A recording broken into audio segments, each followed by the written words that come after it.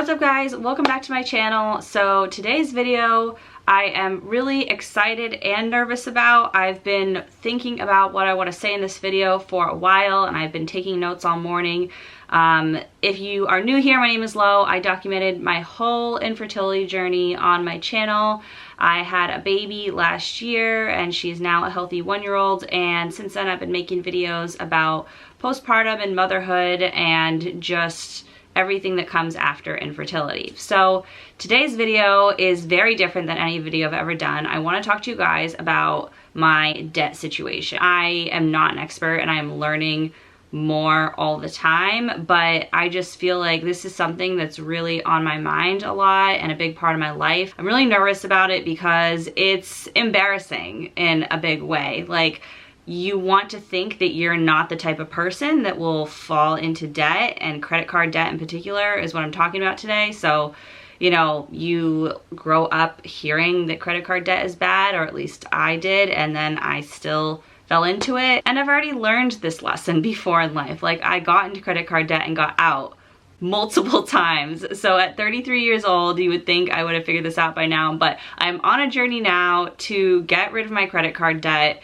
I do want to talk about how me getting into credit card debt relates to infertility and how I think that affected things. So hopefully anybody who's going through infertility now can avoid some of the pitfalls that I made when I was dealing with an emotional crisis and not in control of my spending, and like using, you know, retail therapy instead of real therapy. Anyway, without further ado, let me get into the video. So as I just mentioned, I have gotten into problems with spending and credit card debt throughout my life. I feel like depression and bad spending habits kind of go hand in hand. Like, when you're not in a good place emotionally, you're not in a place where you feel like, well, let me push through and do this other hard thing that would make my life better, because you just feel like, well, I don't have the emotional energy to do that and my life isn't good right now. So you can't really have the foresight to have long-term goals for your financial situation. And I think the other thing that happens is you're like, well, I'm going through this hard thing, so I deserve to treat myself, and I deserve to treat myself even if I can't afford it. And so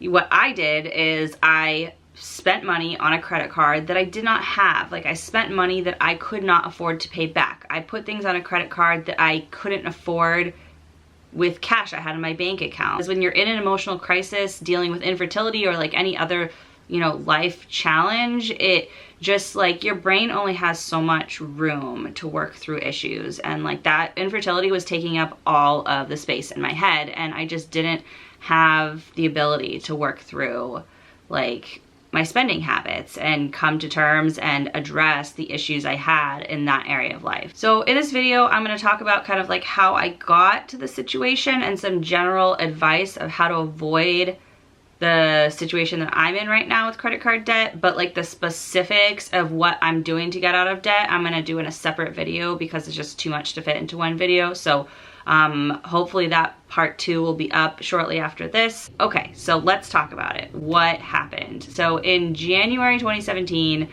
we started trying to get pregnant.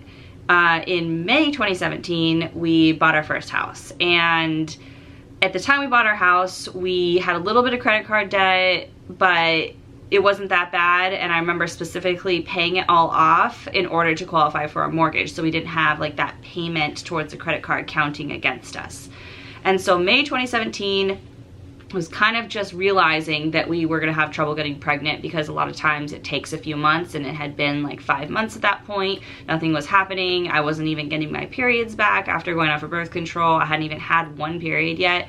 And so yeah, we're just kind of realizing that the whole infertility thing was a reality for us. And we bought our house, we had no credit card debt, and then I honestly don't know exactly what happened. I tried to look back through my bank statements or my credit card statements. They only go back so far, so I don't have like all of 2017, but looking at 2018, like, I think I just kind of felt so depressed and like upset about the situation that I just was shopping and like buying things that I didn't need. I just was spending money that I didn't have and not really realizing it, or realizing it and not caring.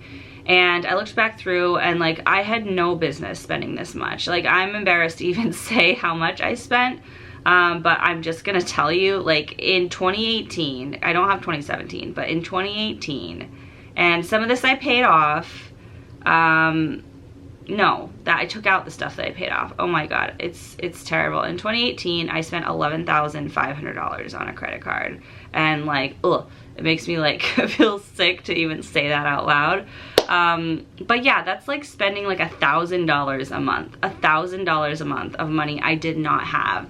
And the problem with credit cards is they charge you like 25% interest, like 15 to 25% interest. So anything you buy, you think you're getting a deal or something. No, like forget all of that. You're getting charged 25% interest on all of your purchases that are not paid off at the end of the month. And it's just like, it's such a trap to use credit cards for spending that you don't have money to pay off. And like the other thing that's hard with credit cards is sometimes you'll be like, okay, well, you know, my minimum payment's $100, so I have $100 that's meant for this other thing. Let me just put that cash towards the credit card payment, and then I'll use the credit card again to spend $100. So even though you're making your minimum payments, your balance is just staying the same or going up. What did I spend money on my credit card? First of all, just shopping. Like, I spent $1,000 over the year at Sephora. I spent $2,000 on clothes. We put a vacation on a credit card. Like gifts that I had no business spending money on. Like sometimes when somebody buys you a nice gift, you feel like, you know, you owe them a nice gift, and that's a dangerous game because maybe they're in a different financial position than you. And like just, you know, house decor. But if you're at the top of your budget for your house, then you're, you know, don't really have money to furnish it and decorate it and stuff, and it's still not fully decorated. Like if you look behind me, this is our bed. There is no picture or anything above our bed because I just like, we just don't have money to pay to like have a lot of extra to furnish stuff. And it was just exacerbated by the fact that stuff I was spending, I wasn't saving up for and then buying. I was putting on a credit card, so I was paying like more for that every item I bought than it actually cost because you're paying interest on it. So it's just a dumb decision, but it's more complicated than that because, like I've said, it's just when you're going through an emotional issue, it's very hard to stay focused on your other goals, especially financial. And finances are complicated, and like I am a smart person who has like had a budget. I've always had a budget. I've had a written budget since I moved out. Like this is not like something I wasn't like trying to work on and completely ignoring. I was trying and I actually fell into this. So like it's just not easy, I think is what it comes down to. A lot of stuff I think was like impulse buying. Like I don't feel good today, so let me go shopping and like get some things that I need at the store, and oh, while I'm there, let me browse around for things that I want or like don't need but just feel like would fill this emotional hole that I have. So where are we at now? After I got pregnant, I was then spending on some things that were kind of necessities. Like I needed maternity clothes, and like as the baby, you know, as I got closer to the baby getting here, you need to buy certain stuff for a baby. And so again, like we weren't set up in a financial situation where we could afford that stuff, so I was just putting it on a credit card. And I was like, well, I went through infertility, so I want my nursery to look the way I want it, and I want this or that. Like I deserve this after everything I've been through. And it's that same mentality that was a mistake before infertility, a mistake during infertility, and then that same thinking continued. So it's just kind of like this bad habit of thinking a certain way about money that like wasn't realistic, and now I'm paying the price for it. So then in 2019, so last year, we just kind of buckled down more with our spending, and I was getting in a better situation with the credit cards. I wasn't not using credit cards at all, but I came to terms with the fact like this can't go on. And me and my husband sat down and we kind of figured out some things of what we were gonna do different. And I really cut back on credit card spending and started paying the credit cards down.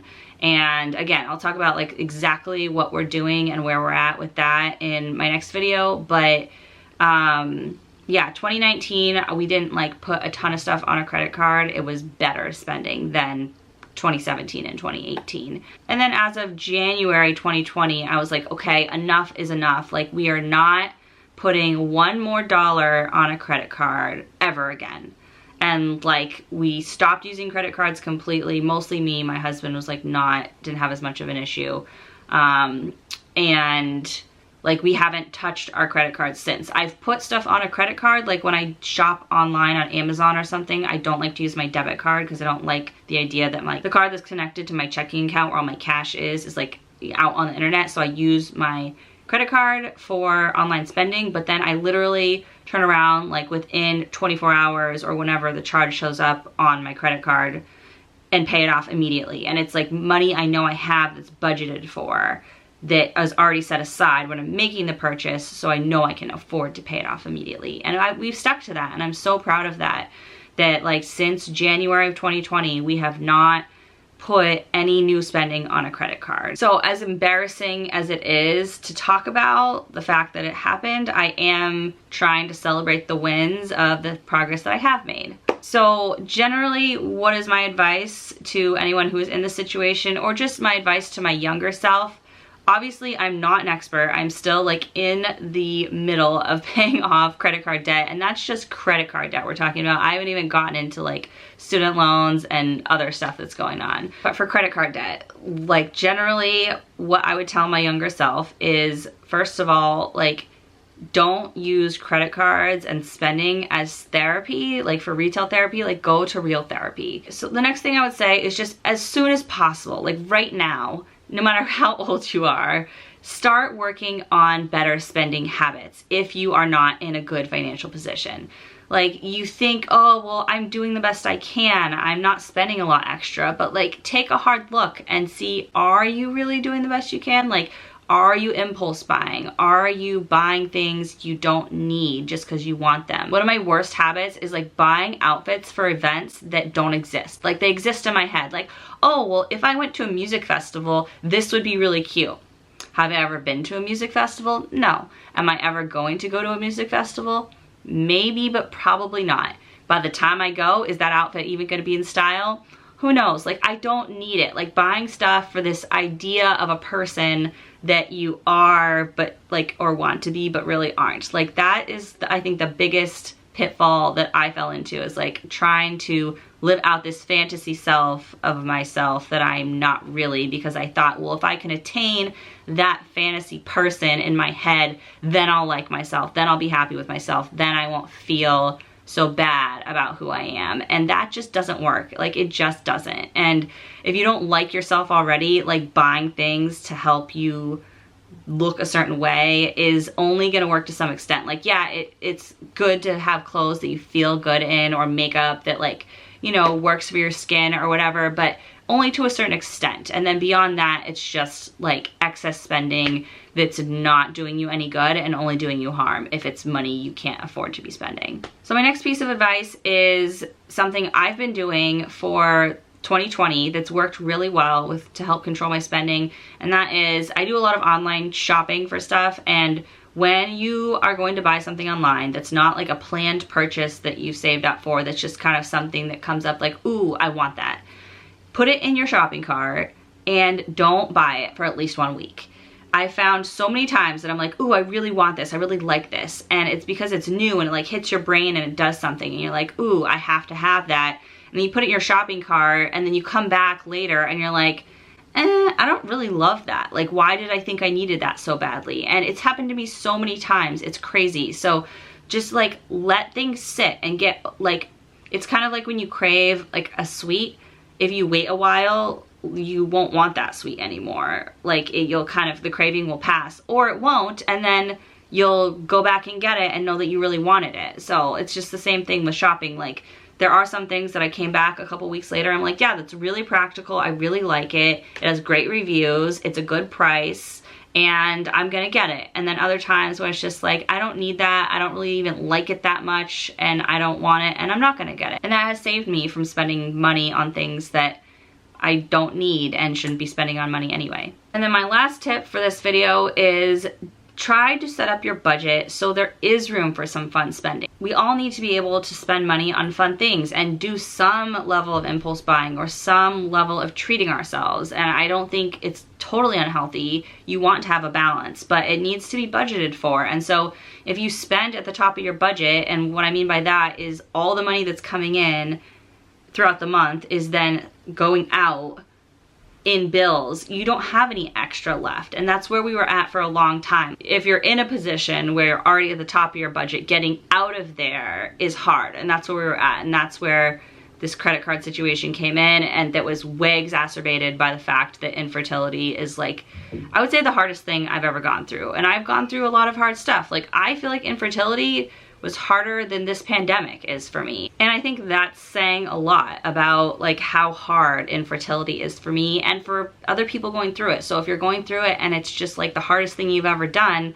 like, yeah, it is. And that's totally fair and normal and reasonable to feel that way. And don't feel bad on yourself for feeling that way, because it's just, it's so tough. So anyway, that was so much. Like that video, like I am so like emotionally spent after planning for and filming this video. I think when you're younger, you like to think that you're kind of invincible, or you just do think you're kind of invincible, and like, oh, well, yeah, that's other people who deal with this stuff and not me. Like, I'm not the kind of person who's gonna have problems with money, so I don't need to worry about my spending. And that's just not real life. This is like super emotional, but really interesting topic to me. It's something, like I said, that takes up a lot of my thinking all the time, because I just want to be in a place where we can like take a breath financially and just like, you know, plan a vacation that we feel like we can afford. If you made it this far in the video, thank you so much for watching.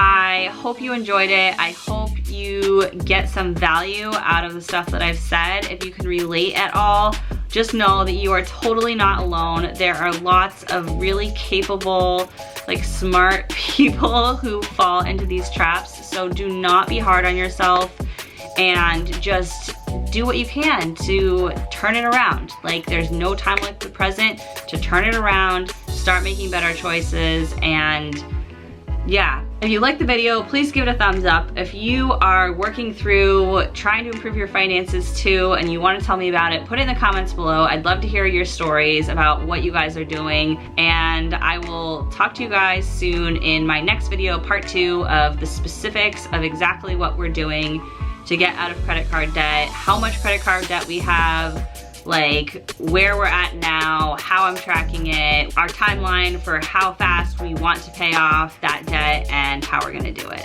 So thank you again so much for watching. If you like this video and you wanna see more videos like this, then go ahead and click the subscribe button. I'd love to have you as a subscriber, and I'll see you guys soon in my next video. Bye.